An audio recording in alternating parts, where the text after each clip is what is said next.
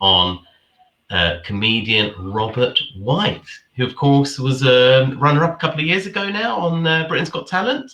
That was me. I am still me, even though that program that's past. I'm still now a comedian. I'm still a funny person, but that is what a lot of people would know me for. Yeah. So you've been keeping busy and well, Yeah, Robert? just keeping on gigging. Not so much now due to the fact that all the theatres have closed and the entire theatrical industry and comedy is not alive anymore. But apart from that small fact, Wow. yeah. So this has Um, really hit you quite hard, as it? yeah, Your yeah, I income. was trying Yeah. to be as tongue in cheek as possible. Everyone's going online. Like comedians are Mm. going online, actors are going online. You know, my hairdresser tried to do a haircut over the phone the other, which is strange because he's not a mobile hairdresser. No, so I think it's a whole new world, isn't it? But Yeah. not a whole new world in the Disney romantic song version, more like some horrific sci-fi. You know what I mean? Can you imagine that if Dystopian. there was Aladdin and he goes, "I want to take you to a whole new world," and she goes, "What is it?" Well, it's like a virus lockdown type. Whole new, a whole new world. No. So, what about yourself, Chris? Yeah, How you yeah. doing? I mean, job wise, income wise, I've been all right. I'm fortunate because I work for a university, so we can just deliver a lot of the teaching online, Hmm.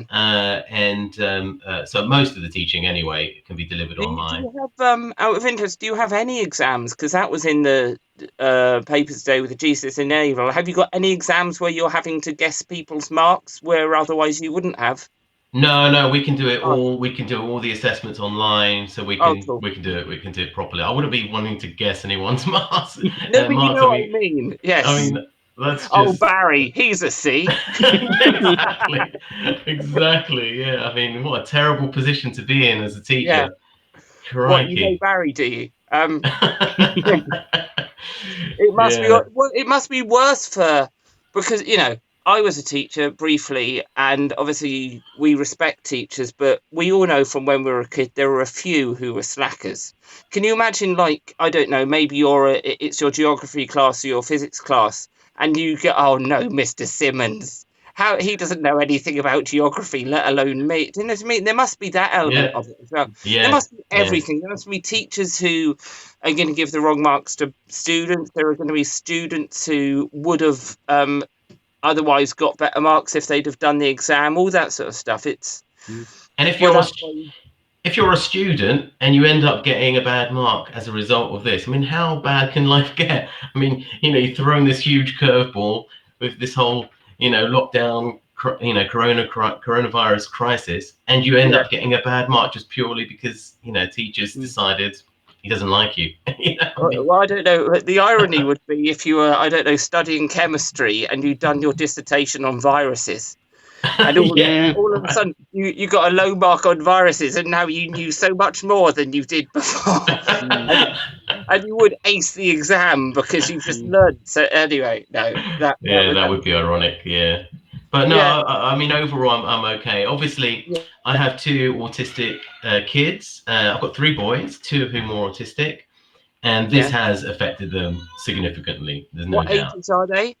My youngest is 4, and my eldest is 10. They're the two who are autistic, and I've And also got a 7 year it's old. affected them significantly. Yeah, it has. Yeah, it has. Yeah. Well, they might be highly. What is one doing A levels and the other doing GCSE?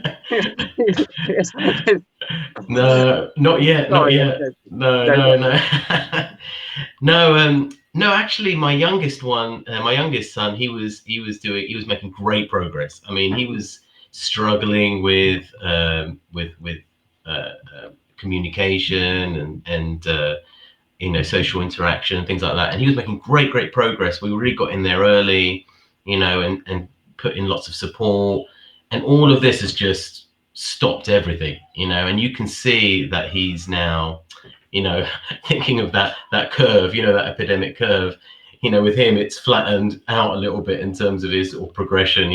Much quicker than And we would at have that liked. age, it's so important, Yeah, isn't it it? is. Yeah, Yeah, it is. Yeah. ridiculously important. So that's a bit of a bummer, really. And then that sort of gives us And more how anxiety. old's the other one? He's 10. All right. He's doing okay. It's just that for him, he really relies on, his routines, going out, doing certain things, knowing that there are certain places he can go that will regulate him and recenter him, and reduce his sort of usual levels of anxiety.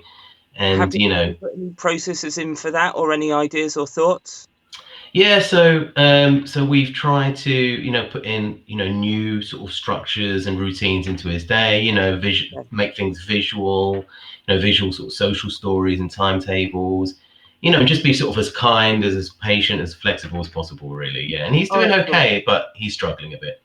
All right, cool. Yeah. What has he got any sort of negative things he goes to if routines don't work? I don't want to ask personal, but has he No, got no, like? no. No, it's good to talk about it because this is the whole point of it. Really, is to sort of communicate and hopefully have Because an but impact. before you say anything, the only thing that I would say from experience, and someone asked me this the other day, because I'm a patron of a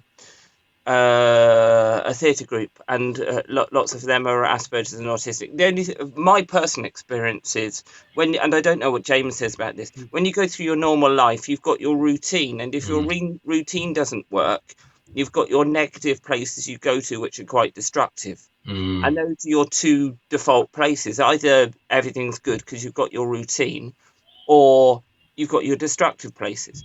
Now, mm. if your routine doesn't work, as well as putting in new routines, it's also basically good to say that your major default thing is don't go destructive. Don't, Yeah, yeah. yeah, don't go to the bad places. I don't know whether it's meltdowns or, well, I obviously know whether it's overthinking things, or whether it's thinking about a particular thing, or whether it's when I was a kid, there was sort of breaking things and things like that.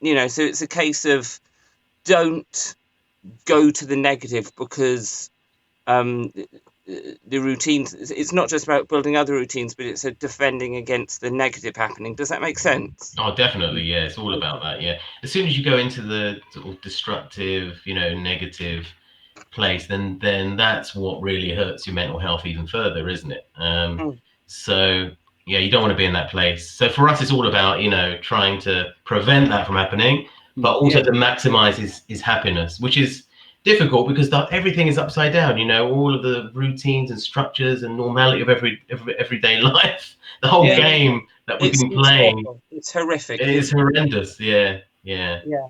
yeah, The thing is that as an adult, and as an adult who's sort of like thought through it, a lot of the things now, ironically, which I've got out of the habits, I'm only reminded when I sort of see them again, because they've almost become learned so much that they're not intuitive, but they're learned so much. So things about dealing with people and things about eating, and my whole life is basically designed in a way that I avoid certain things and I do certain things. right, right. So maybe some of the things that the kids will have forgotten. I think the important thing is, well, as you know, just trying to, as you say, keep the happiness up.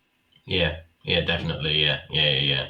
Absolutely. That's the game now. Mental health, well-being, all that stuff about, academic work and schoolwork and meeting targets despite, being in the situation, that is all secondary, tertiary. How far back can you go?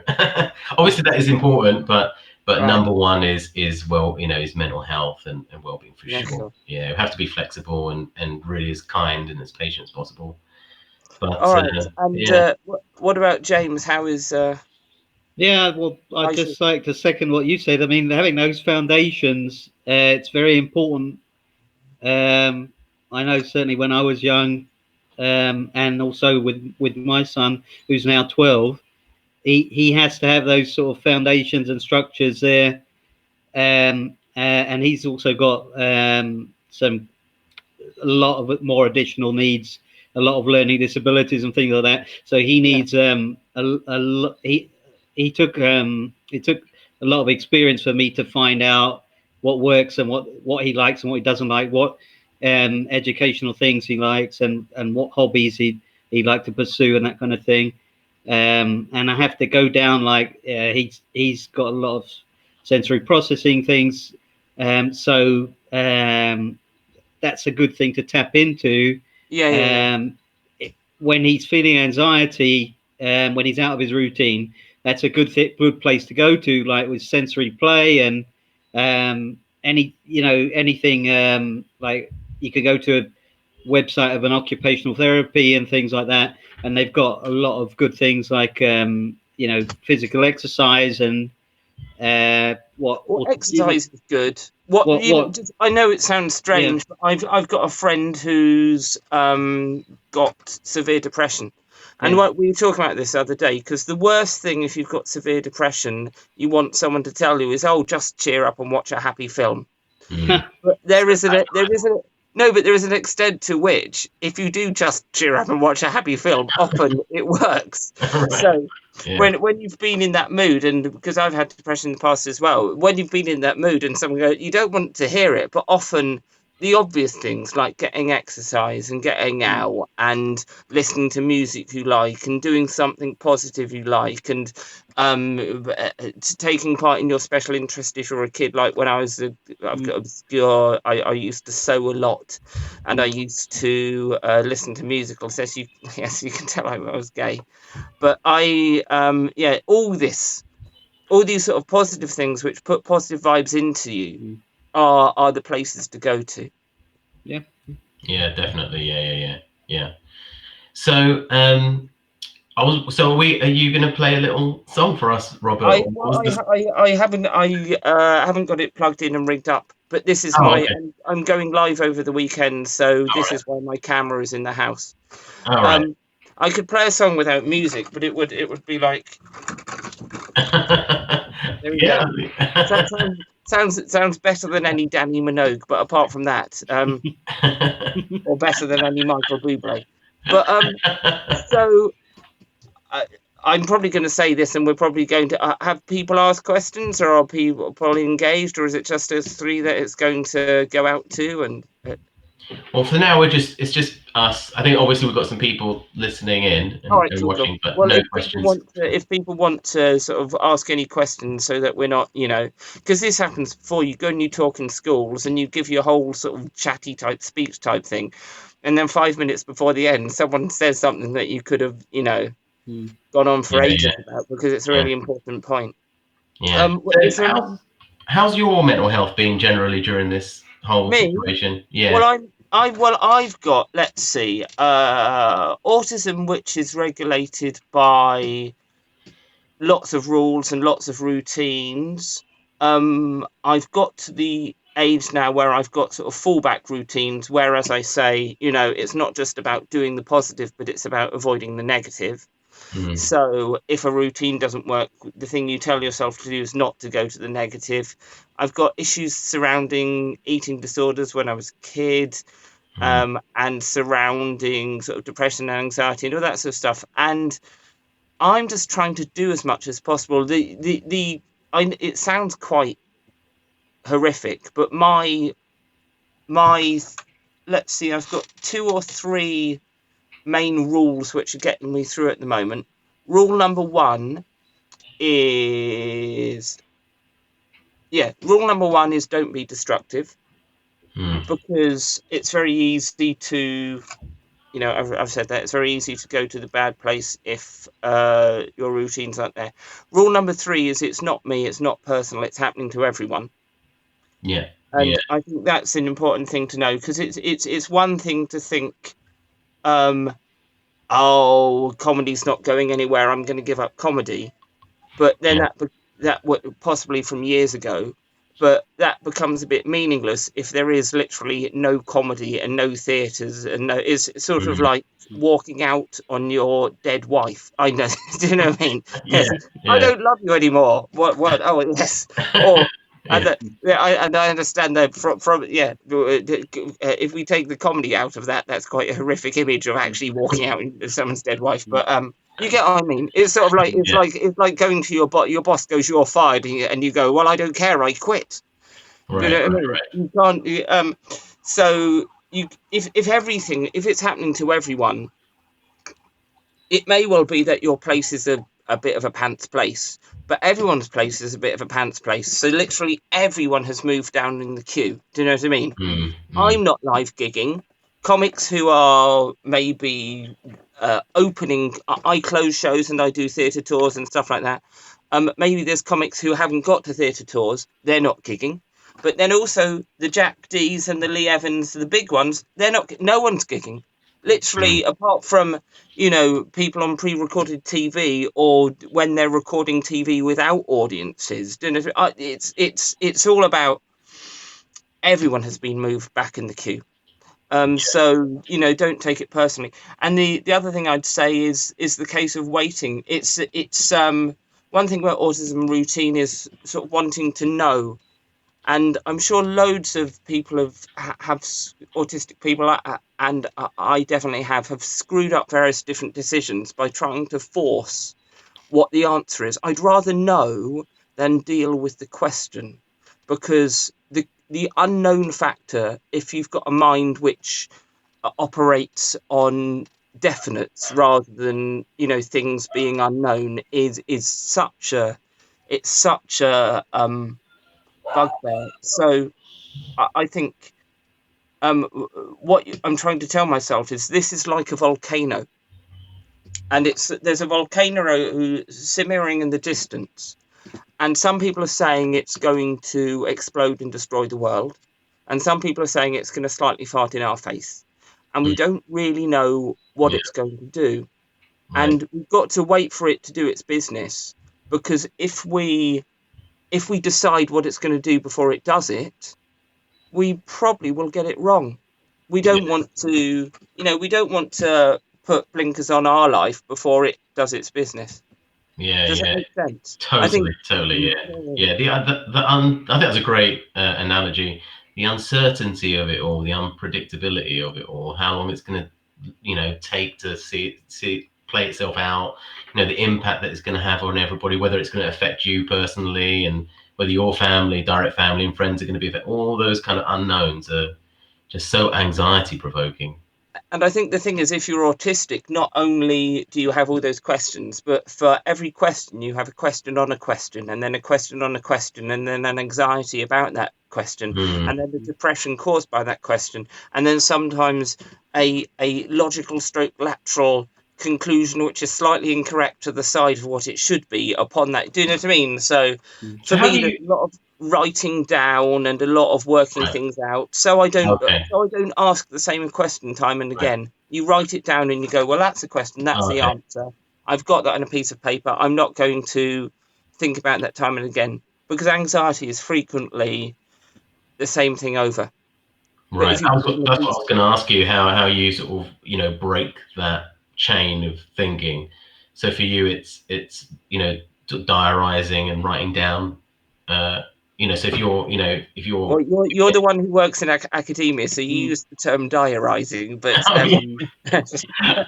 my wife is always telling me, Chris, you've got the most dry language. I think this podcast has qualified you for, I was going to say qualified you for a PhD, but you've probably got a PhD, have you? Yeah, I do. Yeah. Oh, boo. Anyway, so yeah, diarising. That's the word I was going to use. Indeed, diarising. That's why people have got stockpiled toilet roll, because they're afraid of getting diarising.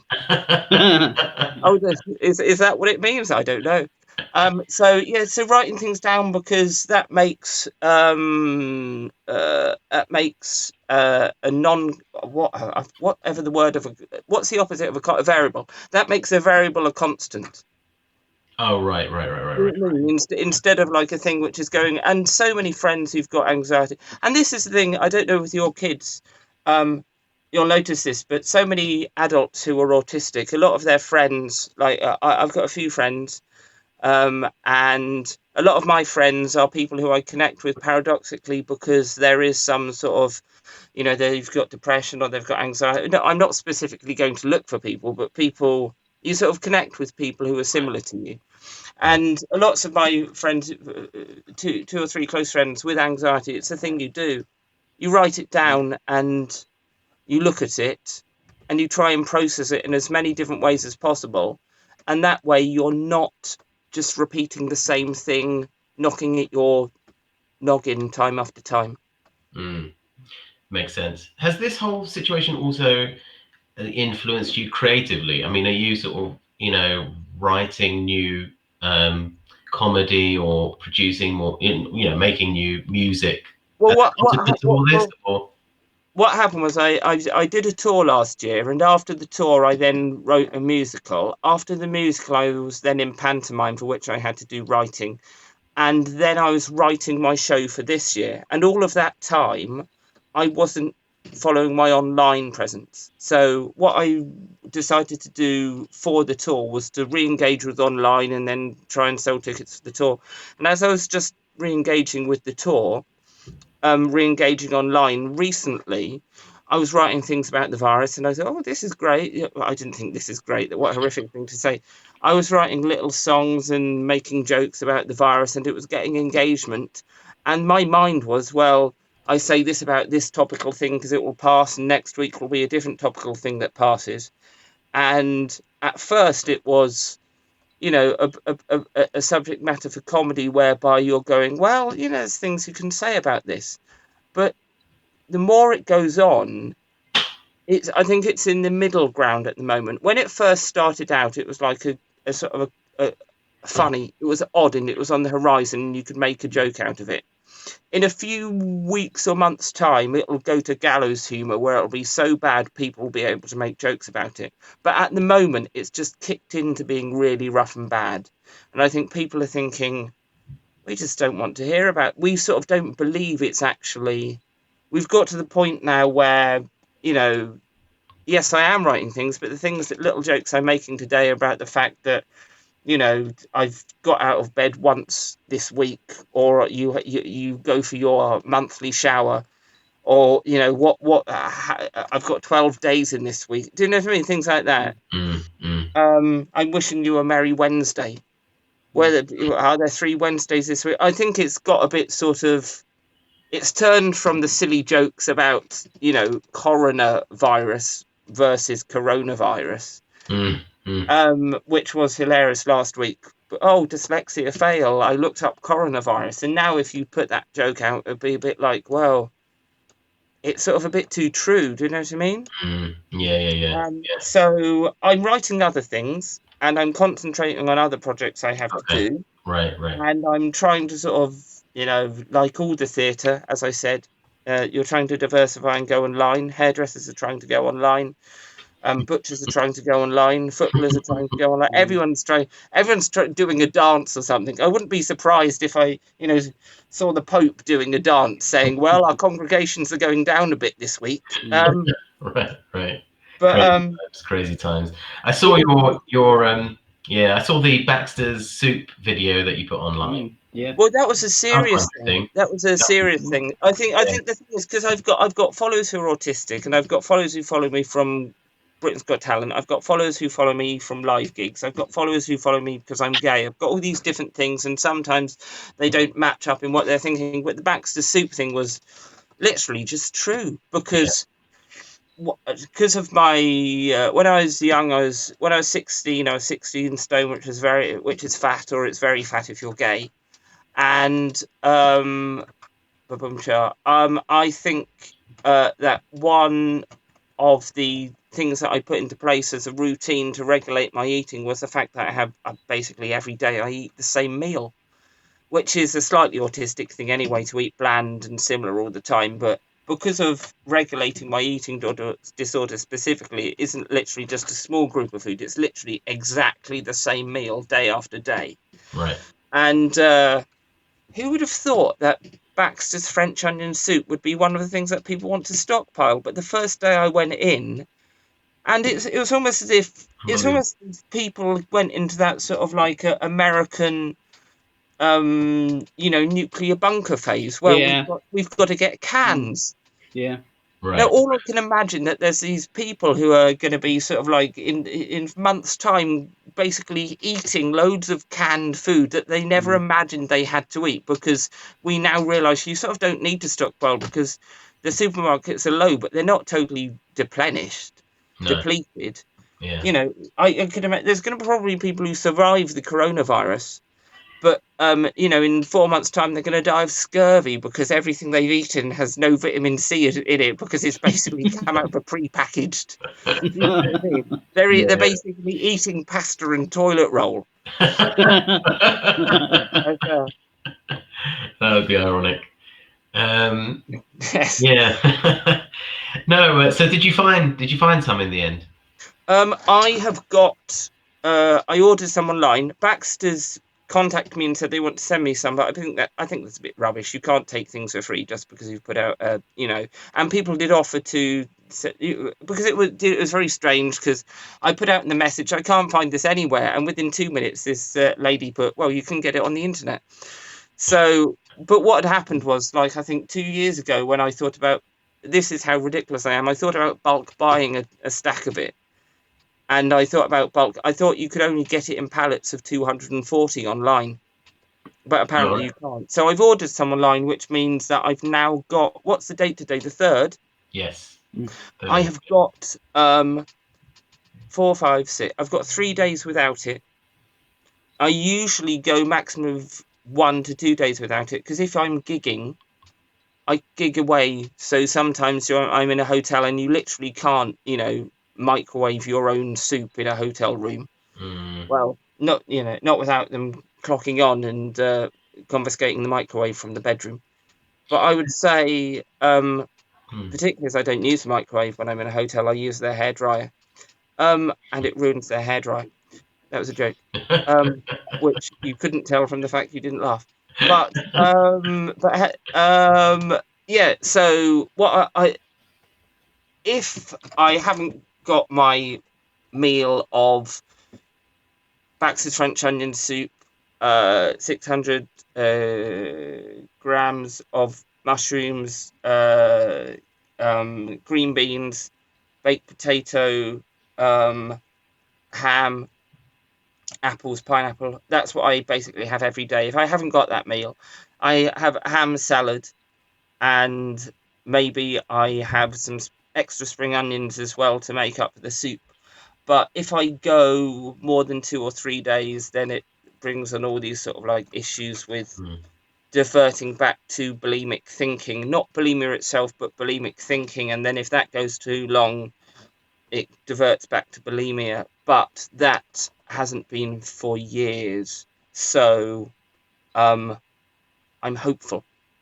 Yeah. Well, I hope everything goes well for you, Robert. Well, the delivery comes on the 7th. So, yeah, I would say to any parents who've got kids with issues like this, they're probably a bit more clever than me. So this is teaching grannies to suck eggs, obviously online, obviously everywhere, but obviously pre-think about it as much as possible. The number of responses I got, because, there's parents who, well, this is what autistic people are like. It's like, well, he only eats hula hoops. He only eats this one can. He only eats this yogurt. She only eats this particular chicken wing. And we go into the supermarket and we're only allowed to have 3 bags. But he eats that in half a day. Do you see what I mean? Yeah. You tweeted about this, didn't you? I saw. There's been lots of stuff. Have either of your kids got that or not? Yeah. I mean, when McDonald's closed, we really panicked because our boys really. But what about your kids? You got me there. You got me there. No, but I know. But do you know it's very strange. I don't know whether it's interesting because I did a survey. I took part in a survey, and one thing they were saying was that the diet and the stomach, the way it digests food, there's an element that the autism might have like some gut relationship, and the diet that I have apparently, I've forgotten the word for it, but it was basically turned out to be the sorts of diets that this researcher had said were supposed to be beneficial for autistic people. So I had naturally come to an understanding of what people now think is I don't know what the term is, but there's some gutturally. You would. I don't know. Have you heard about this of the gut-brain relationship and all that sort of stuff, Chris? Yeah, we have heard of that. Yeah. Yeah, yeah. I mean, it's a bit of a sort of controversial. All right, I see. area. Okay. Yeah. Have I just Well, come out as an anti-vaxxer or a Trump No, supporter? no. But No. a lot Well, I of better not tell you I do support Trump then. But no, I don't. No. So, but what I'm saying is, there's who knows what we don't know now, which people will know in 100 years' time, which may be different from every side of what people are saying now. For But what sure. I'm saying is, there's, at the basic point, what we know is that autistic people have a liking for similar foods Yeah, for sure. day in, day out. um, So McDonald's was the particular one for you. Yeah, it was. Yeah, we.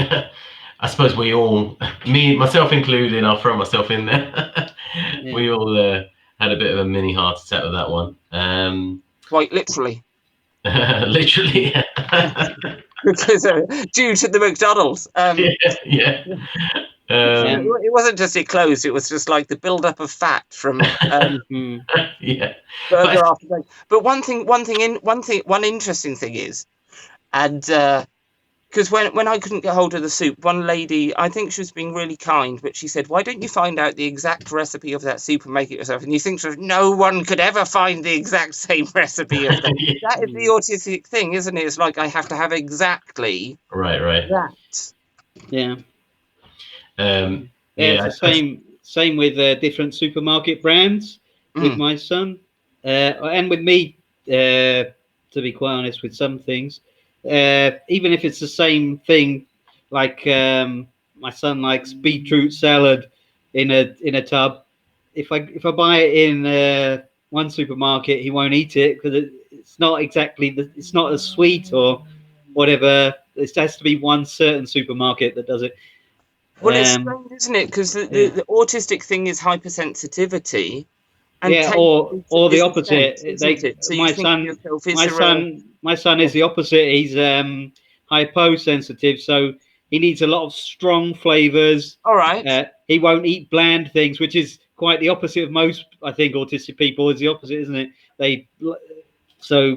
Most like me, I prefer bland things, but so I think it's probably you were talking about the gut brain theory. I think there's also another alternative. Is that a description for someone who likes to go to McDonald's? A gut brain. Exactly. But it's also there's a sensory relationship for sure with with our eating, and that kind of thing. No, I think you're right. There is definitely, it's how we experience senses. We know it works with sound, and we know it works with light, and then we have issues with eating, and then, well, surely there's an element of sensory with eating, and For then sure. touch and not liking everything. It's a sensory thing. Well, how many senses are there, James? You spoke about this, didn't you? I've got a friend called Joanna Grace, who's a fantastic. I mean, she's autistic, and she really understands more than anybody, I think, on the planet. She's done loads of her whole academic career has been about sensory things. She writes fantastic sensory stories for practically every school, special school in the country, and loads of organizations and stuff like that, to sort of explain the world to people with profound disabilities through. So these schools are trying to find ways to increase, advanced learning and things like that, and she does that through sensory ways. And she said there are over 30 different senses.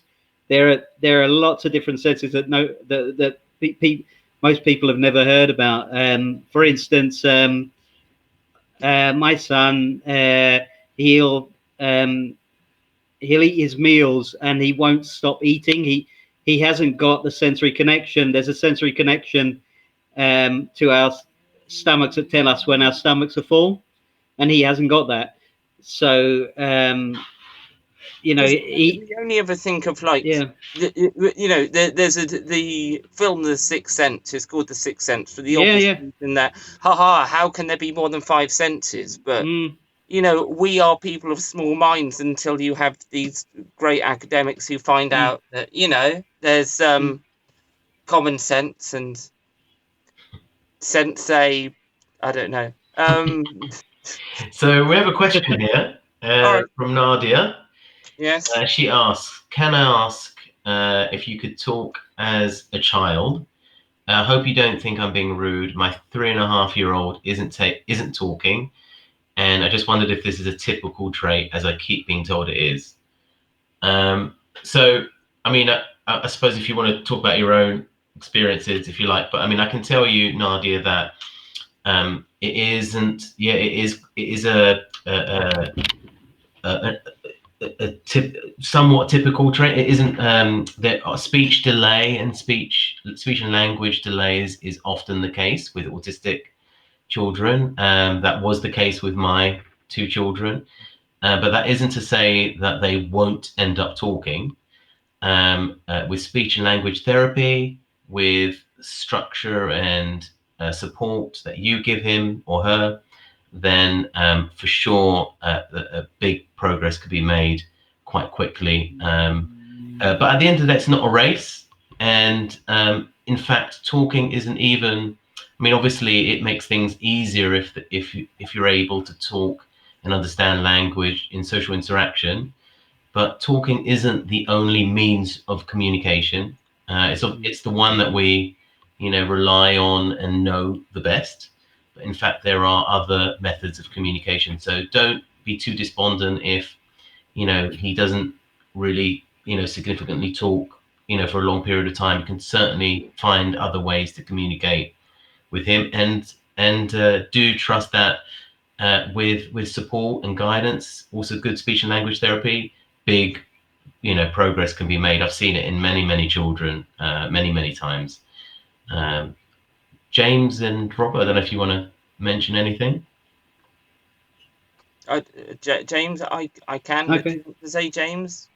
Well, yeah, my son doesn't really talk, but he's only got a few words, but we still communicate very much, so it's nothing to really worry about. For me, I've sort of gone through that stage, and I think parents, as children get older, they will sort of change their thinking. Um, you have to sort of go through stages and get used to things, I think. And so we found lots of different ways to communicate with each other. But I mean, just to give Nadia a little bit of hope, if she is, thinking about this and worrying about it, as James says, there are other forms of communication. You can find that for sure, and your child might figure different forms of communication. But just to re-emphasize, I've seen, very, very, very quick and sudden increases in speech and language development in children that, really weren't talking much at all. And then all of a sudden they can just things start, clicking, and the talking comes quite quickly. But as I said, it's not a race, and the main thing is his mental health and well-being and his happiness. And if you could supplement that and boost that through other means, don't worry, that is the most important thing. Yeah, this is a slightly outside of the box thing for me, because you've both got kids. So my experience of Asperger's and autism is just me personally, and from being a teacher, there are 1 or 2 non-verbal kids, and I suppose I had a slight extra empathy because I sort of twigged straight away what I thought was happening while other people possibly didn't. And they were bright kids, and if that's a thing that is a concern, then I think verbal and intelligence are not always linked. For sure. And the other thing is, but I'm personally, I had the classic Asperger's thing of I don't think it was there might have been a slight delay, but I had the, do you know the Little Prince thing where my nana was to say, oh, he talked posh. So I talked very formally, and I had to go to speech therapy for, I mixed up the letter Y and the letters TH and things like that. So there was an element of sort of,